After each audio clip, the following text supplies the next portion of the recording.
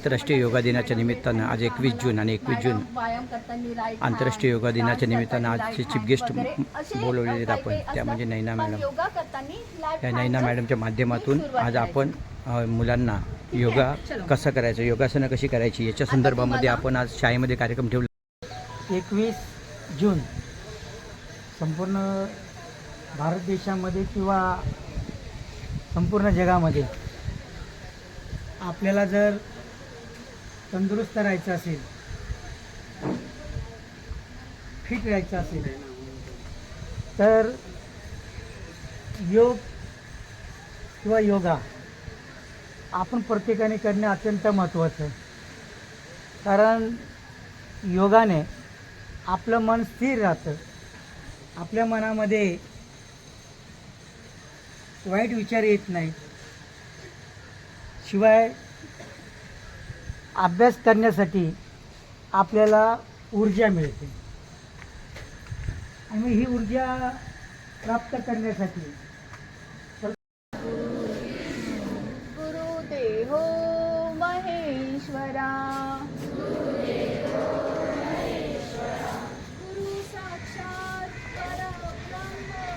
गुरु साक्षात परब्रह्म,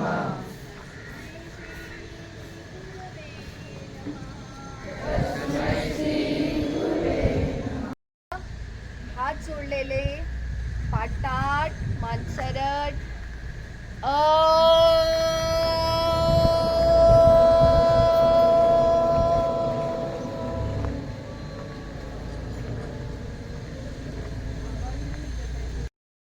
सर्वात आधी सगळ्यांनी हरिओम.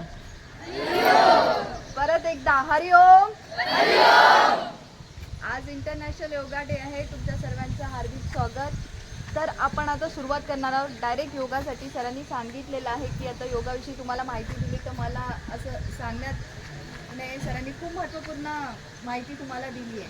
सर्वजण योगा करतात का? आपण लास्ट टाइम पण केलं. Very good. बघा किती सुंदर दिसतंय बघा. हसायचं नाहीये, पोटात दुखेल तुमच्या घरी गेले की हळूहळू सोडायचं आहे. होल्ड करायचंय तुम्हाला. होल्ड. 1 2 3 4 5 6 7 8. 21 जून आंतरराष्ट्रीय योगा दिनाच्या निमित्तानं नैना मॅडम योगाचं प्रात्यक्षिक दाखवत आहेत आणि अगदी व्यवस्थितरित्या विद्यार्थीसुद्धा करत आहेत.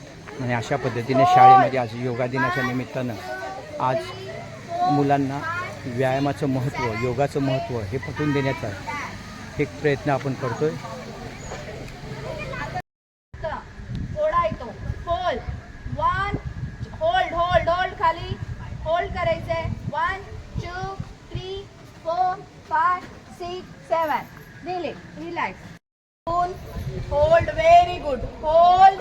1 2 3 4 5 6 7. हळूहळू हात खाली. ओम सूर्याय नमः. 1 2 3 4 5 6 7 8. कैलासवासी भाऊराव पोटे विद्यालयाच्या मार्फत 21 जून आंतरराष्ट्रीय योगा दिन साजरा केला. आणि आंतरराष्ट्रीय योगा दिनाच्या निमित्तानं आज आपल्याकडे पाहुणे आले होते. सौ नैना मॅडम यांचं आभार प्रदर्शन वामन सरांच्या हस्ते होते. साजरा केला. नैना मॅडम यांचं आभार आपल्या प्रदर्शन. जीवनामध्ये योगाचं अनन्यसाधारण महत्त्व नैना मॅडम यांनी आपल्याला पटवून दिलं की नेमकी ज्यावेळेला आपल्याला काही मनामध्ये संकट असतात त्यावेळेला आपण कोणत्या पद्धतीचा व्यायाम करणं आपल्याला आवडतं.